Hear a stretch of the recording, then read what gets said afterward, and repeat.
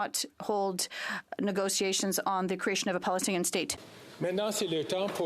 Now is time for members. The honourable member from Whitby.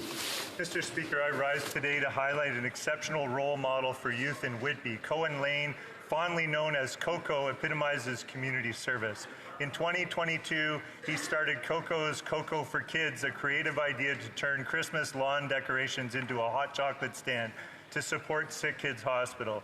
Motivated by the life-changing treatment his 16-year-old cousin received at Sick Kids as an infant, Cohen set out to raise money for sick kids, and recognizing the eagerness of his friends to contribute, he established the Coco Crew, acknowledging dedicated volunteers. With the support of the Coco Crew and his relentless dedication, Cohen yielded an impressive $6,130. The following year, in just 10 days, Cohen exceeded his $7,500 goal by raising an astounding $14,512. Cohen's approach stands out for his fundraising talent, his inclusivity, and his kindness. Today, let us all applaud Cohen, a young philanthropist whose passion serves as an inspiration to all of us. The honourable member from West Nova. Mr. Speaker, the seafood industry is a top contributor to Nova Scotia's economy, and in my riding of West Nova is home to some of the most productive fishing grounds in the world. The lobster fishing is a major employer in many coastal communities, supporting thousands of good local jobs. Everything has been built in our communities over the years has been done thanks to the strength of the lobster stock and the entrepreneurial spirit of our incredible fishers. Unfortunately, lobster catches are continuously declining while the cost of living is going up, making it extremely difficult for fishing families to make ends meet. The primary responsibility of DFO is to provide science, conserve, and protect resources while working with all stakeholders. However, the department has turned a blind eye to the out-of-season, unregulated, unreported fishery that has been taking place in Lobster Fishing Area 34 over the years for the safety of all fishers and to preserve the sustainability of the stocks. Our government must do better to protect the industry for future generations. Thank you, Mr. Speaker. The honourable member from Aurora Oak Ridges, Richmond Hill. Thank you, Mr. Speaker. March 8th was International Women's Day, a day celebrated by women here in Canada and around the world. Originating in the decade from 1910 to 20, with women fighting for better working conditions, the right to vote, and for peace, it has been observed since to celebrate women's achievements and the fight for equality. From across York Region, women and our allies gathered at the Leona Training Centre in Richmond Hill, with our Liberal York Region MPs joined by our Minister of Women and Labour, where we heard from amazing community members, women trailblazers in non-traditional roles. Thank you to Leona, the York Regional Police, York Central and Richmond Hill firefighters, as well as Blue Door, Ella at Y-Space and CYRSS for making this a fantastic celebration. We all recognize the need to keep working together to advance gender equality. And this year's theme underscored this. We must invest in women to accelerate progress. And we must not let regressive forces push us back. Happy International Women's Day. L'honorable député d'Abitibi-Témiscamingue. The honourable member for Abitibi-Témiscamingue. On March 2nd, we lost a unique figure in the Quebec media and artistic spheres. Paul Oud died much too young at the age of 69. He had many talents. He was an exceptional communicator and a living encyclopedia. He had in-depth knowledge of many subjects and a deep mastery of the French language. His varied career included being a radio host, as well as participating in the show La Fin du Monde est à 7 heures. He also played Fernand in Les Boys. He was an improbable ambassador of the Chicago Blackhawks in Quebec, and everyone appreciated his kindness and generosity. Our sincere condolences to his family and loved ones. He had an incredible memory, and he will also have marked all of our memories. Even his character, Nostradamus, could have predicted it. He will not leave our collective memory anytime soon. Paul Oud is not dead, he's just in overtime. The honourable member from Winnipeg North. Yes, thank you, Mr. Speaker. You know, just recently I was in the Philippines with the Minister of Agriculture, and we actually opened the very first ever Indo-Pacific Agriculture and Agri-Food Office, Mr. Speaker. No government in the recent history has done more for in terms of enhancing trade opportunities. This office is going to serve over 40 countries, and it's going to be located in Metro Manila, Mr. Speaker. When you think of agriculture, think of $30 billion in 2023. Add another $70 billion when you think of agri-food industry, Mr. Speaker. Think of the potential that has for the creation of jobs, for the food security in the world. There is so much more that we can do, Mr. Speaker, and this is a government that believes in trade and believes in getting the agreements and getting the job done. Thank you, Mr. Speaker. Wow. That's member from Pitt Meadows, Maple Ridge. Mr. Speaker, after 8 years of this Prime Minister, crime and chaos, hard drugs and disorder rage in our streets. Adnan Polat has owned Gold Rush Jewelers in Maple Ridge for decades. He's closing his store for a new location because of rampant drug crimes and threats. In British Columbia, over 2,500 people, a record, died last year from overdoses, and over 40,000 have died since the Liberals have come into power.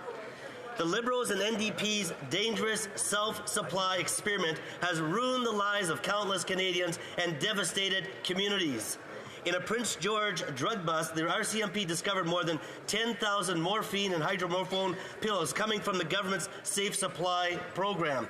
They got into the hands of drug dealers who prey and destroy the most vulnerable. Common sense conservatives will stop spending taxpayers' dollars on dangerous drugs. We will support treatment and recovery to bring our loved ones home drug-free. The honourable member from Ottawa West Nepean. Mr. Speaker, recently I visited the grade 6 social entrepreneurship class at St. Gregory Catholic School in my riding.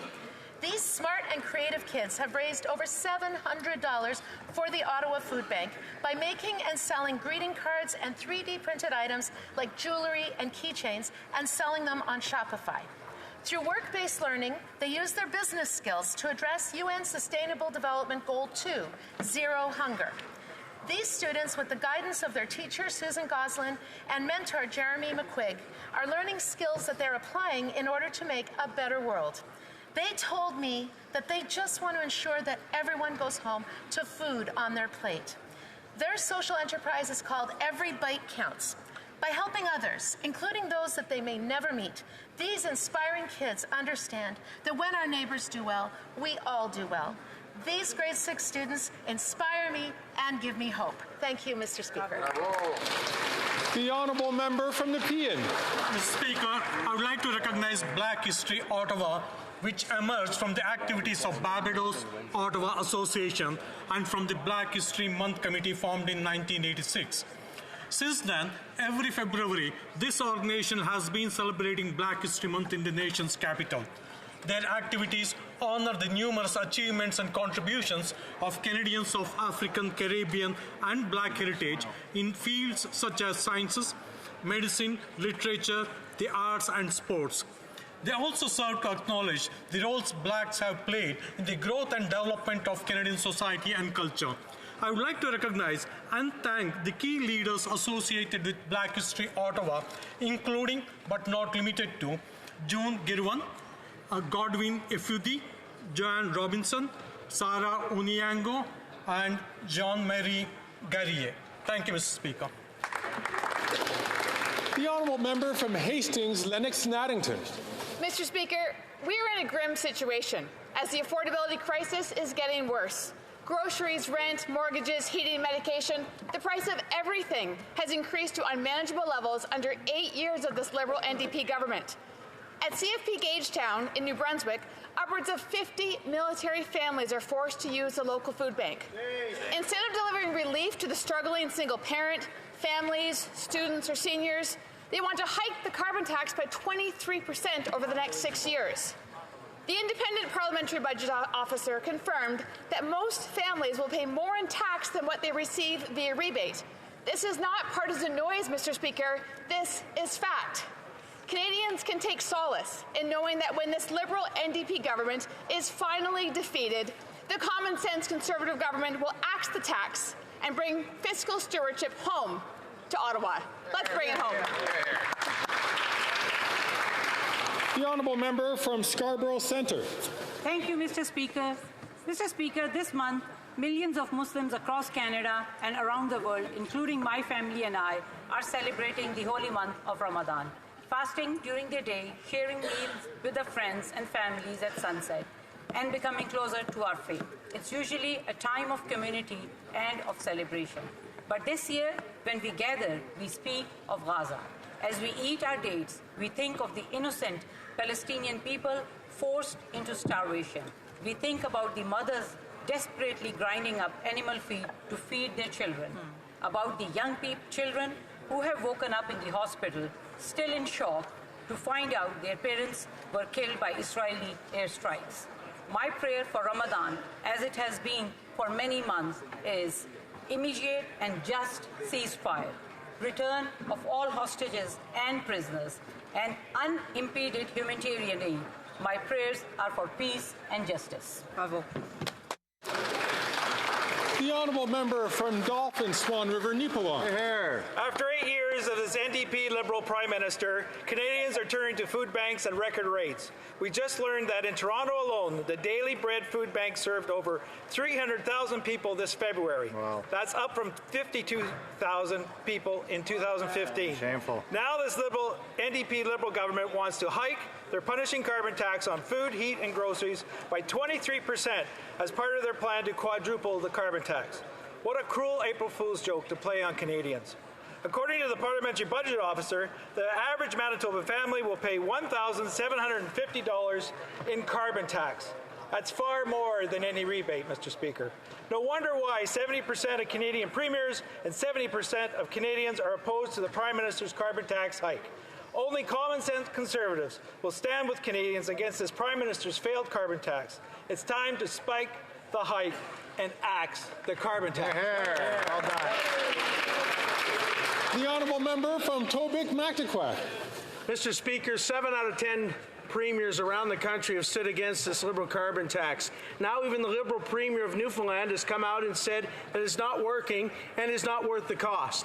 The Prime Minister responded by saying, I think Mr. Furey is continuing to bow to political pressure. Mr. Speaker, this isn't just political pressure.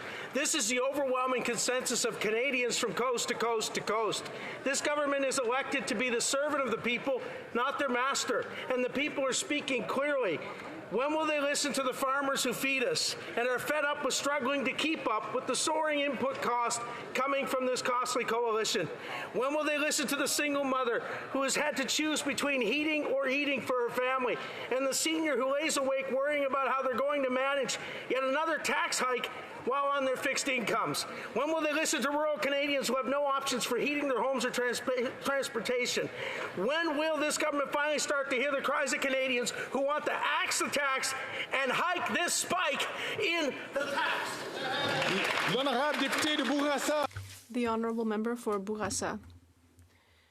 Mr. Speaker, this year once again, thanks to International Women's Day, I had the opportunity to honour 8 exceptional female citizens who are contributing to the quality of life in Bourassa. I'd like to thank all of the elected officials who joined me in order to celebrate these women who have done a great deal in our riding. Mr. Speaker, women's struggle is our struggle.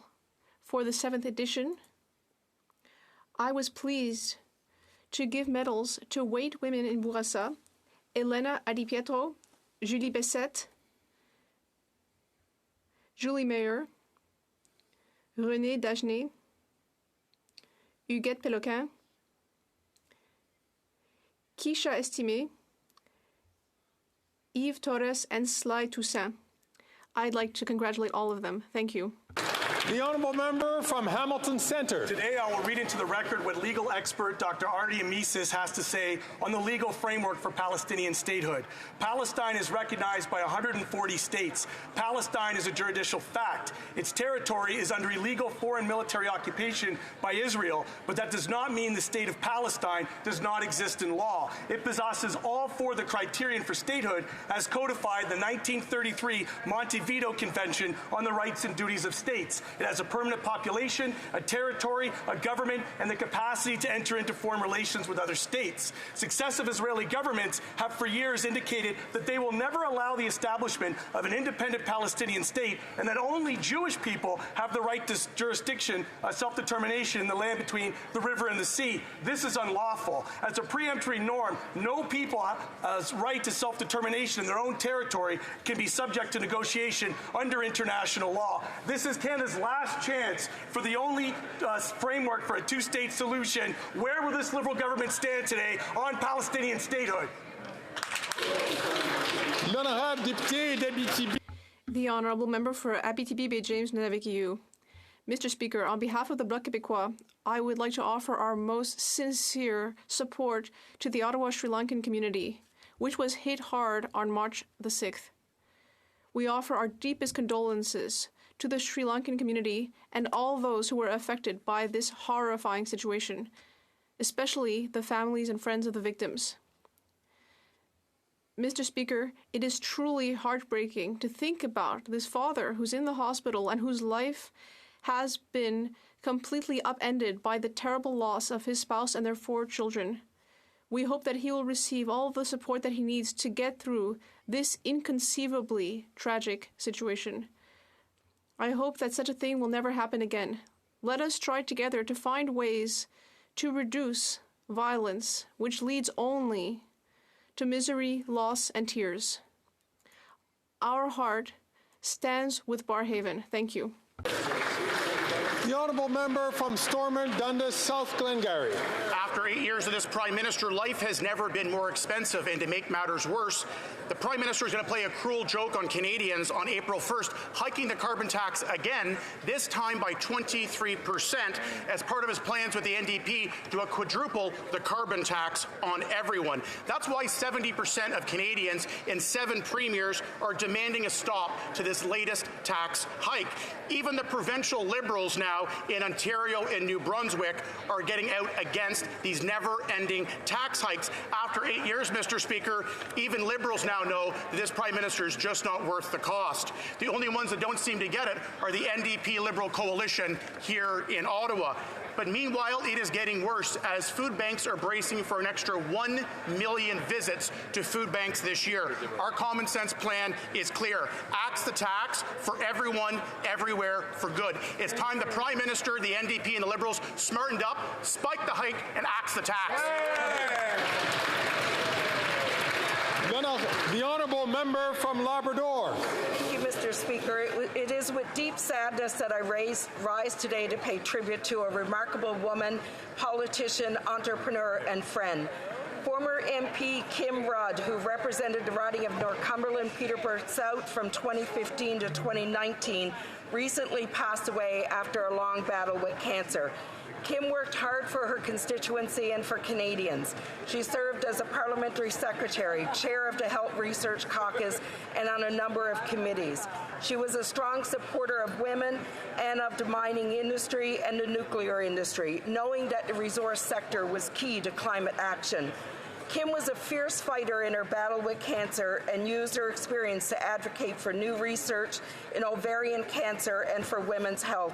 But most importantly, Kim was a wife, a mother, and a grandmother, a loyal and beautiful friend who will be deeply missed. Her hard work and commitment lit the way for others and left this world a better place. Let's carry that torch for Kim in her fight for women and for all Canadians. Today, we send our deepest sympathies to her husband, Tom, her daughters, Allison and Stephanie, their partners, and her 4 grandchildren.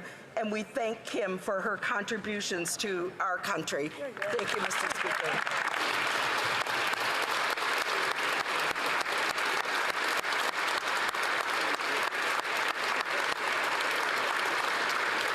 Questions orales, oral questions. Lonahat. The Honourable Leader of the Official Opposition. After 8 years of this Prime Minister, he's not worth the cost. Common sense Conservatives are working to fix the budget, stop crime, and build homes, but the Prime Minister not only wants to impose a new 17 cents a litre tax on gas with the support of the NDP and the Bloc, he now wants to impose a decree to close the forestry sector in Quebec. Why does the Prime Minister want to step on Quebec's jurisdiction to kill jobs in the forestry sector? The Honourable Deputy Prime Minister and Minister of Finance. Mr. Speaker, since 2013, Quebec has put in place its own process and for putting a price on carbon. The province is not under the federal regime. The Conservative leader continues to show to what extent he doesn't understand Quebecers by promising to demolish a system that Quebec decided to put in place itself over 10 years ago. It's the Conservative leader who does not respect provincial jurisdiction. The Honourable Leader of the Official Opposition. Apparently, there was an interpretation error. The question was about the forestry sector, Mr. Speaker, that the Prime Minister wants to close with a decree which violates Quebec's jurisdiction.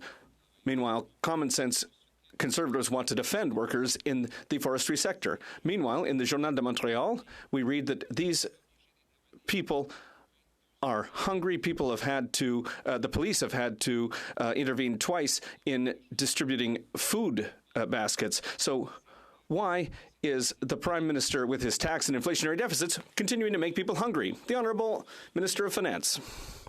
Mr. Speaker, the Conservatives are the ones who want to reduce all of the social supports that the federal government now offers to Quebecers. The only thing that the Conservatives understand how to do is cut, cut, cut. They want to cut support for those less fortunate, but we will be there and we will not let the Conservatives cut this necessary aid. The Honourable Leader of the Opposition. While common sense Conservatives are fighting to axe the tax, build the homes, fix the budget, and stop the crime, this Prime Minister is promising a cruel April Fool's Day joke, a 23% carbon tax hike on food, gas, and groceries. This at a time when the Prime Minister has forced 50 families at CFB in Gagetown, military families, to go to food banks. 2 million Canadians every month going to those same food banks, 8,000 as part of a Facebook group where they share tips on eating out of dumpsters. Will the Prime Minister gain some compassion and some common sense and spike the hike? The Honourable Deputy Prime Minister and Minister of Finance. Mr. Speaker, we will take no lessons from the Conservatives when it comes to supporting the least vulnerable in our country. This is the party that wants to cut the Canada Child benefit. This is the party that wants to cut support to our seniors. This is the party that wants to cut early learning and child care, which supports so many families. They're opposed to dental care. They're opposed to pharmacare, Mr. Speaker. Honourable Leader of the Opposition. Fear and falsehoods to distract from the fact that after 8 years of this Prime Minister, he's not worth the cost, and neither is his carbon tax, which will cost the average Ontario family this coming year $1,674. $1,674 for a middle-class family that's lined up at a food bank, not able to feed themselves or pay their heating bill. Will the Prime Minister give his head a shake, cancel his cruel April Fool's Day joke, and spike the hike? The Honourable Deputy Prime Minister and Minister of Finance. Mr. Speaker, no one here is surprised to hear the Conservative leader talk about fear and falsehoods, because that is what he traffics in every single day. It's his area of personal expertise. Now, what he is proposing is, at least he is consistent. He wants to cut the support that Canadians get, and he wants to cut the support Canadian families are getting from the price on pollution. That's $1,800 Alberta families won't get. That's $1,120 Ontario families won't get. Cut. All they know how to do. Excellent. The Honourable Leader of the Opposition. So she just brags that Alberta families will get $1,800, but according to the Parliamentary Budget Officer, the carbon tax will cost Alberta families $2,943. Amazing. So the Prime Minister takes away $2,943 and gives back $1,800. Mr. Speaker, it's almost like he's a bank robber who thinks that he's virtuous because he tips the teller on the way out the door. Why won't he spike the hike? The Deputy Prime Minister and Minister of Finance. Mr. Speaker, the Conservative leader should know a lot about living off the public purse. That's all he has done his entire life. Now, when it comes to the price on pollution, this is entirely revenue neutral. The government does not keep a penny. It returns more money to 8 out of 10 Canadian families. That's a good deal for Canadians, Mr. Speaker.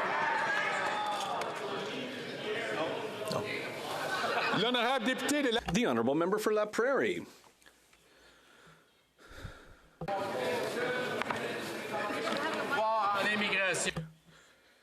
This Prime Minister... sorry, I'll interrupt the member from La Prairie, but his microphone wasn't on, so I will ask the Honourable Member from La Prairie to restart from the beginning, please. On Friday, the Premier of Quebec met with this Prime Minister to ask for full power for Quebec when it comes to immigration. And this Prime Minister said, no, but that's not all. Did the Prime Minister commit to adjusting immigration levels to meet the ability to welcome people? No. Did he commit to doing his fair part to helping with asylum seekers? No. Did he commit to accelerating the processing of requests and the granting of work permits? No. All day he said, no, no, no, no, no, no, no, no, no. If he doesn't want to deal with immigration, why is he preventing Quebec from doing it? The Honourable Minister of Immigration, Citizenship and Refugees. Thank you, Mr. Speaker. There is no country in the world, no federal state in the world which would give all immigration powers to a federated state. We have a major agreement with Quebec that's in place, the Canada-Quebec Agreement, which gives a great deal of power to Quebec. There's responsibility on both sides, Canada and Quebec. We will continue our great relationship with Quebec and continue to work, particularly on the temporary workers file. The Honourable Member for La Prairie. Nobody has ever taught this Prime Minister that he could say yes, that he could be a partner, that he has the responsibility to bring solutions and compromises to meetings on immigration. And yet, there's no additional power for Quebec, no money for asylum seekers, no help with welcoming, no accelerating work permits or processing of requests.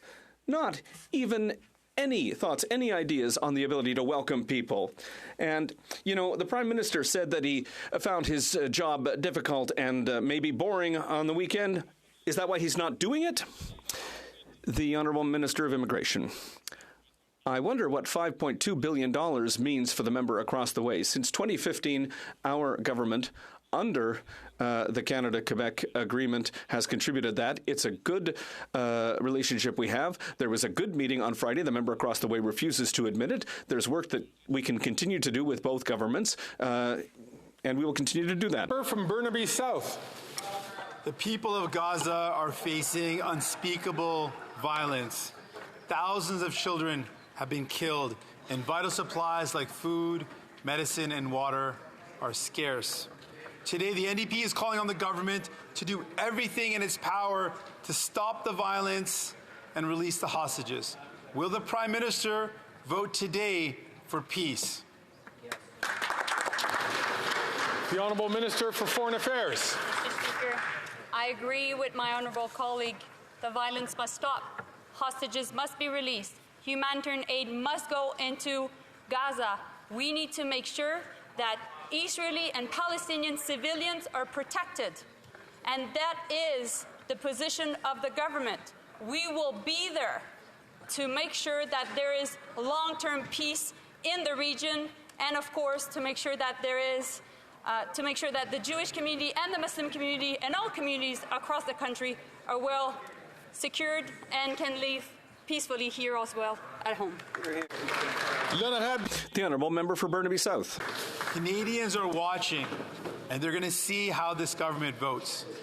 La violence qu'on voit en The violence that we're seeing in Palestine and Gaza is cannot continue. Civilians are being killed for crimes they did not commit. Our motion calls for actions that the Liberals can take to promote peace and justice in the region. Will the Prime Minister vote for peace, yes or no? The Honourable Minister of Foreign Affairs. Thank you, Mr. Speaker. Our position is clear. The hostages must be released. Humanitarian aid, more humanitarian aid must get into Gaza, and we need to make sure that there is peace and stability in the region. And that is why I was in the region recently, last week. That's why the Government of Canada, the country, Canada, we will continue to be there to work towards all solutions, which will include a two-state solution and recognition of a Palestinian state, but also with the normalization of diplomatic relations with the region. The honourable member from Regina Capel. After 8 years, this Prime Minister is not worth the cost. And thanks to his policies, millions of Canadians are visiting a food bank for the first time in their lives. And as if prices weren't high enough already, this Prime Minister is planning a 23% hike on the carbon tax in a cruel April Fool's Day joke. But the tax revolt is happening. 70% of Canadians and 70% of premiers are opposed and fighting back. Like in Saskatchewan, where the budget watchdog has determined that Saskatchewan families will pay an extra $2,620 in the carbon tax. So simple question, where are Saskatchewan families supposed to come up with $2,600 to pay his tax? Yeah. The Honourable Deputy Prime Minister and Minister of Finance. Mr. Speaker, I have a lot of respect for the former Conservative leader, and he is a proud MP from the province of Saskatchewan, a province that is proud of its Ukrainian Canadian population. Now, last week, the current Conservative leader said in a radio interview, he implied strongly he would cut all economic aid for Ukraine. This is a chance for the MP from Saskatchewan to say, does he support that shameful position? Yes or no? Yes or no? Yes. The honourable member from Regina Capel. They desperately don't want to answer for the carbon tax pain they're causing Canadians. And no one is fooled by the ridiculous rebate ruse this government is selling.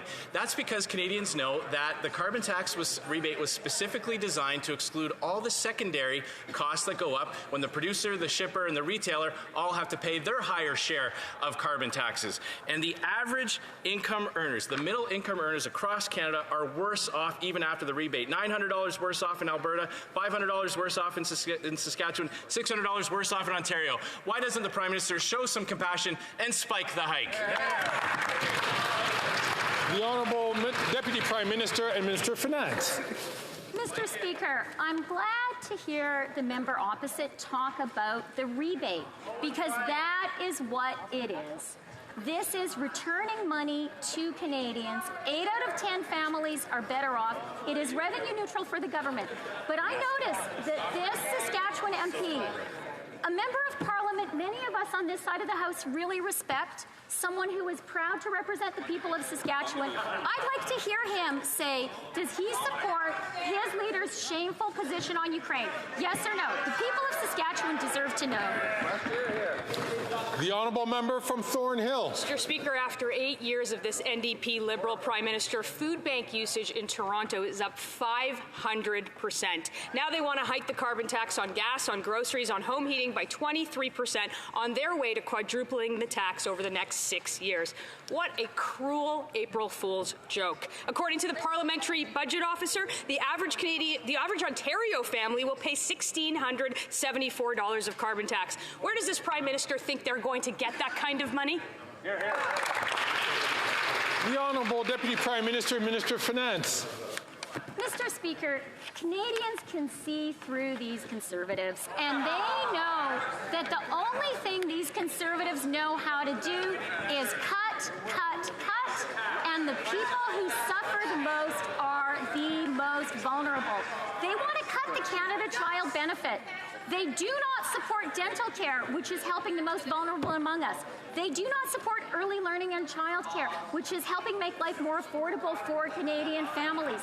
They want to push Canadians into poverty. We won't let them. The honourable member from Thornhill. Mr. Speaker, they've already done that, and we're going to cut the taxes. If you give back $1,000 to an Ontario family, but you take $1,674, Liberal math says that's more, but real math says that's less. The Prime Minister doesn't get it. He's not worth the cost, especially for the 300,000 Torontonians who ate in a food bank just last February. They are about to hike taxes by 23% in less than 2 weeks. Why is she the only person in Canada who thinks that raising taxes will lower the cost of food? The Honourable Minister of Finance and Deputy Prime Minister. Mr. Speaker, if the member opposite really believes her rhetoric about supporting Canadian families, why does she think that cutting support for them will help? Why doesn't she support early learning and childcare? Why doesn't she support the Canada Child Benefit, which has helped to lift more than 2.3 million Canadians, particularly children, out of poverty? Why doesn't she support dental care, which is helping the poorest Canadians be able to take care of their health and their teeth? That is Conservative hypocrisy, Mr. Speaker. The honourable member from Peterborough-Kawartha. After 8 years of this Liberal NDP coalition, food has never been more expensive. In fact, food is so unaffordable that 50 active serving military families from CFB Gagetown are using the Oromocto Food Bank. This is outrageous, it is shocking, and it is unacceptable. Right. So, for the 100th time, on behalf of all the Canadians and 70% of the premiers in this country, will they spike the hike, axe the tax, and make food more affordable? Yeah!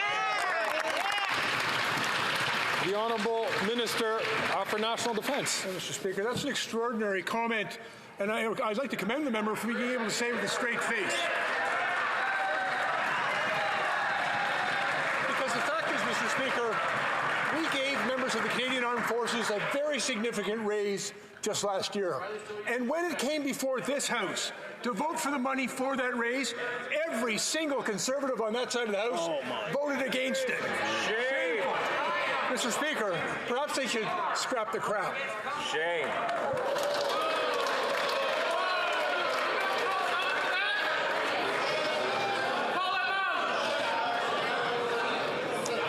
I'm going to ask members to be very judicious in their use of words, and to making sure, and I'll ask the Honourable Minister to be very judicious in his choice of words.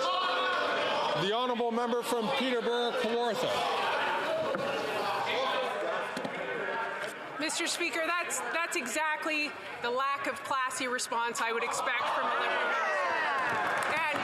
And the reality is he doesn't know what's going on because clearly he doesn't listen. These are 50 real families accessing a food bank under that Prime Minister's watch. $700 more in groceries a year for Canadian families. Low-income families are most impacted. 1 million more users of food banks this year. Students, seniors, low-income families. Right. Those are the facts. That's what we will keep fighting for. Spike the hike, axe the tax. Yeah. The Honourable Minister of National Defence. Mr. Speaker, many people in this House profess to support members of the Canadian Armed Forces, and yet when it came time to put your money where your mouth is, they weren't there. When it came time to vote for a pay raise for members of the Canadian Armed Forces, every single one of them voted against it. Mr. Speaker, that's the height of hypocrisy. Shame.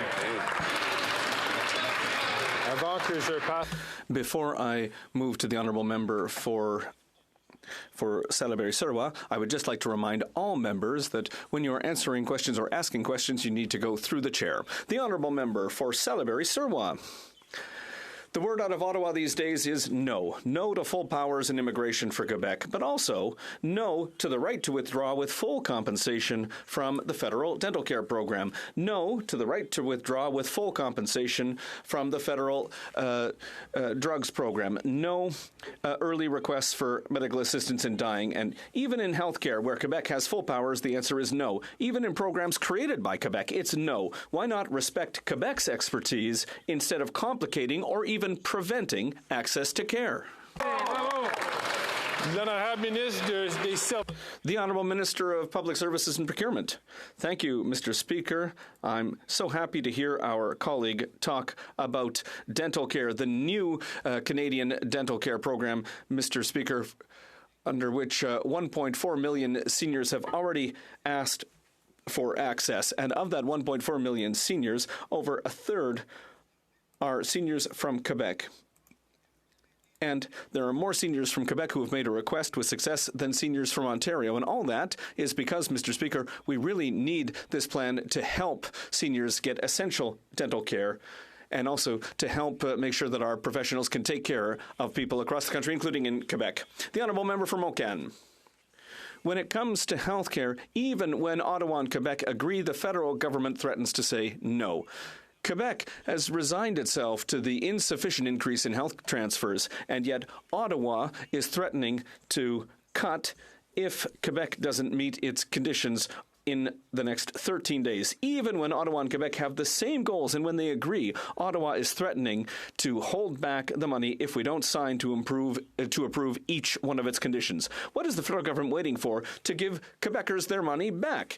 Do we have to beg on bended knee? The Honourable Minister of Transport. Well, you know, Mr. Speaker, who's saying no? It's the Bloc Québécois. They're saying no to collaboration, no to conversations, no to partnerships, no to everything, Mr. Speaker. Meanwhile, the government is working with the government of Quebec to have a fair agreement, and we're very confident that we'll get there by the end of the month, Mr. Speaker. Why? Why? Because it's good for all Quebecers, for everyone except for the Bloc Québécois. L'honorable député de Montcalm. The Honourable Member for Montcalm. This government has just decided it's going to say no to everything. No to everything all the time. No to Bill 21. No to full power in immigration. No to Quebec's ability to manage health care itself, even though it's exclusive provincial jurisdiction. Imagine, today, they're saying no to Quebec's autonomy when it comes to managing its own fields of jurisdiction, despite the fact that this principle is recognized across Canada. Do the Liberals not realize to what extent they're showing a lack of respect to Quebec? The Honourable Minister of Transport. Does the Bloc Québécois not realize the extent to which it's not showing respect to Quebecers, Mr. Speaker? And, you know, our leader... Their leader attacked the Premier of Quebec in a speech. Meanwhile, our leader is meeting with the Premier. The Bloc are the champions of no. No to agreements, no to discussion, no to collaboration. That's what the Bloc Québécois is. We are going to have an agreement by the end of the month, an agreement that's good for all Quebecers, Mr. Speaker, but not for the Bloc Québécois, apparently. The Honourable Member from Coastal Bay Central, Notre Dame. Mr. Speaker, Saturday's poll by the Voice of the Common Man revealed that 90% of Newfoundlanders and Labradorians are against the April 1st increase in carbon tax by 23%. Even the Liberal Premier, a fury, he pleaded with the Prime Minister to pause the April 1st tax hike. That's right. Newfoundlanders and Labradorians are sick and tired of these cruel April Fool's jokes. So after 8 years, will this NDP Liberal Prime Minister heed the plead and spike the hike, or will he once again prove that he's simply not worth the cost? The Honourable Minister for Labour. Mr. Speaker, on this side of the House, we will continue. We are absolutely driven to impart upon the people of Canada cold, hard cash in their pockets. That is what that is what this rebate will do. This is not something that's made up. This is not something that's trivial. This is something that Canadians feel in their bank accounts and in their wallets and in their pockets 4 times a year. This is real cash, Mr. Speaker. We will not deny to the people of Canada. Thank you. The honourable member from Foothills. After 8 years, this Liberal Prime Minister is just not worth the cost for Canadian farmers. On April 1st, the Prime Minister is going to increase the carbon tax 23%, and the impact on Canadian food production is staggering. A grain farmer in Simcoe County paid $36,000 in the carbon tax in 1 month. The carbon tax cost a poultry farmer in Alberta $180,000 last year. The food professor, Dr. Sylvain Charlebois, advised the Liberals to spike the hike or see wholesale food costs go up 34%. Wow. Food production is no joke. Will the Prime Minister spike the hike so farmers can afford to grow food? The Honourable Minister for Agriculture and Agri-Food. Mr. Speaker, my honourable colleague is well aware that farmers are on the front line of climate change. He's also fully aware that we have a climate change environmental plan. He's also aware that his constituents receive $1,800 a year in their bank account. Is that what you want to cut? $1,800 out of your constituents' bank account? I disagree. Once again, I'd like to remind ministers to make sure that their answers go through the chair. I also invite all members to do that.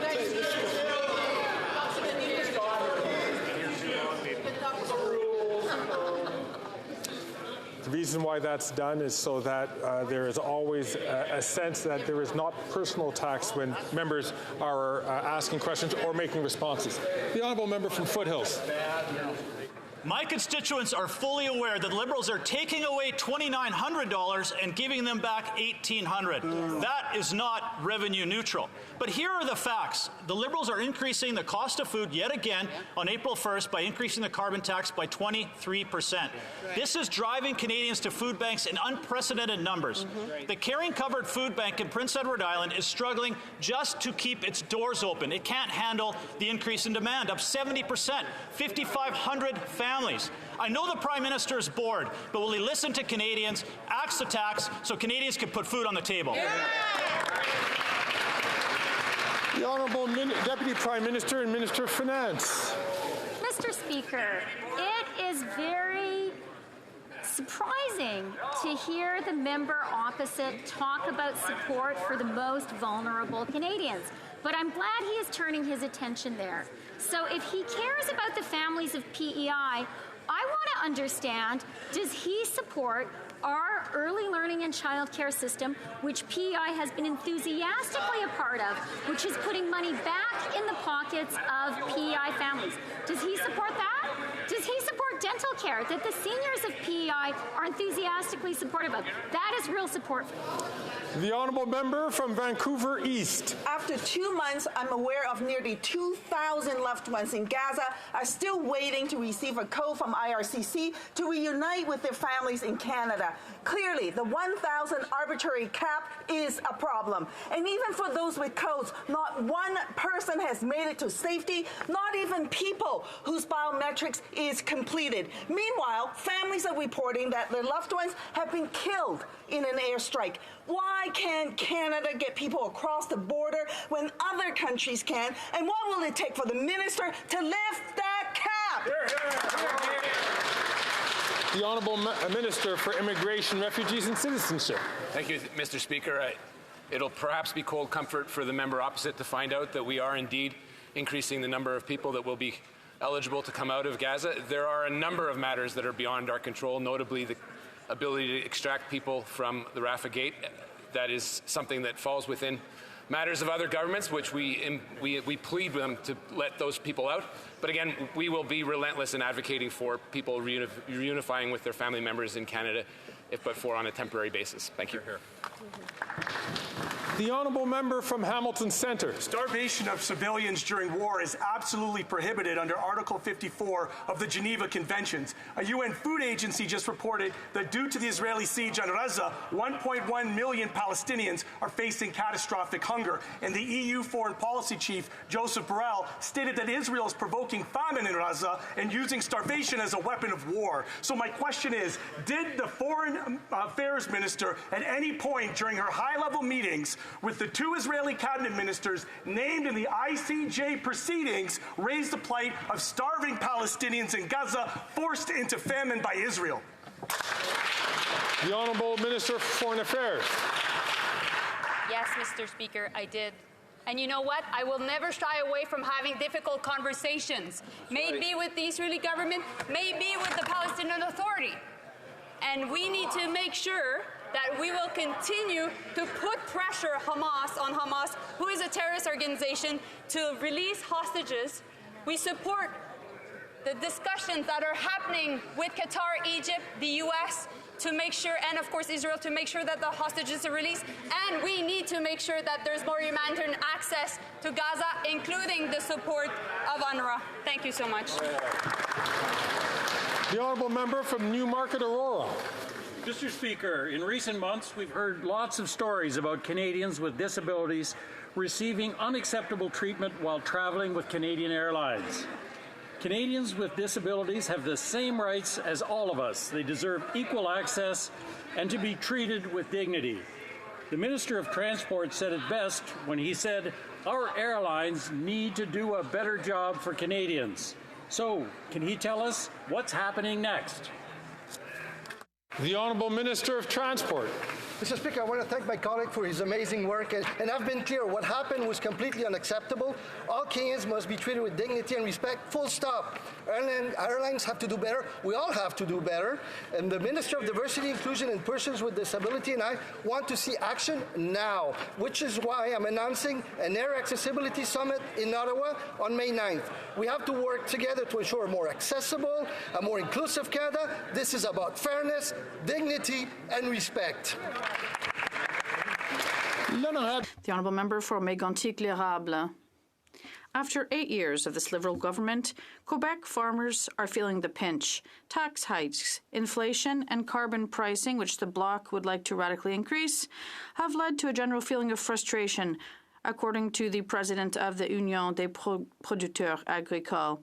He says with the rise in interest rates plus the increase in input costs, net farm income is plummeting, and we're talking about virtually zero net income in 2024.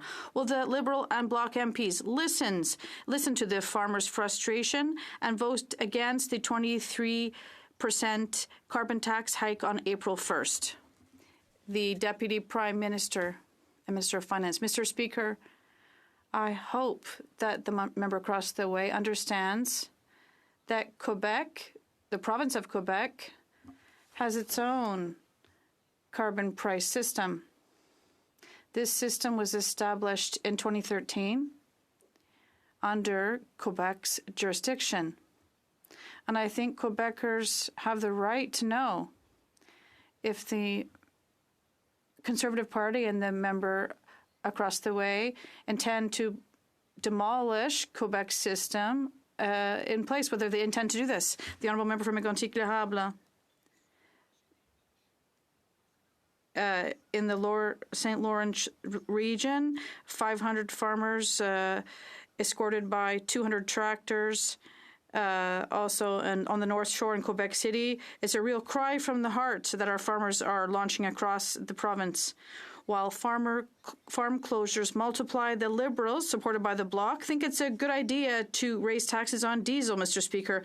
The Bloc Liberal coalition has increased the taxes for those who produce food so that Quebecers can they give up these taxes so Quebecers can continue to eat locally? The Honourable Deputy Prime Minister.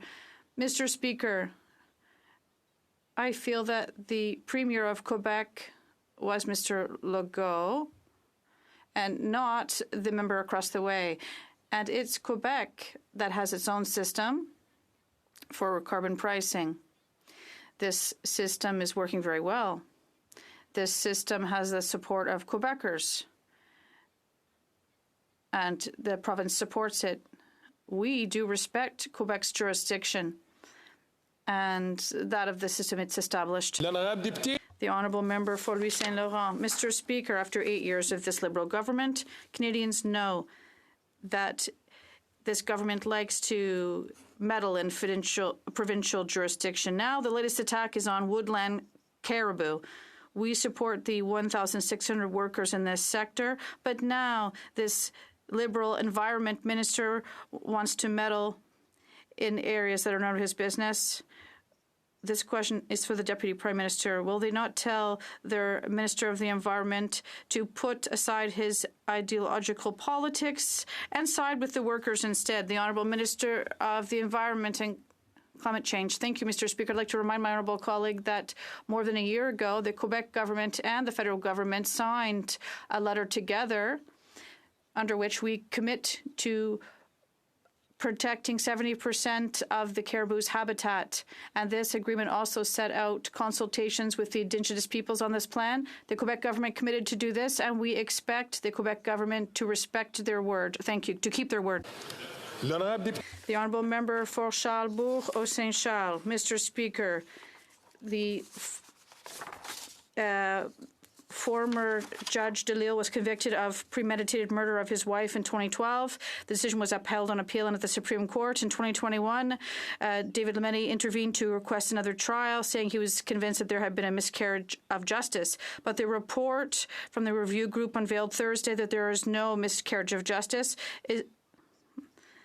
Is the government denouncing the preferential treatment given to the former Judge DeLille by the former Minister of Justice, David Lametti? I'd like to thank the member for his question. What I'd like to stress is that we're aware of the situation and we are going to follow up on this. Thank you. The Honourable Member for Saint-Jean.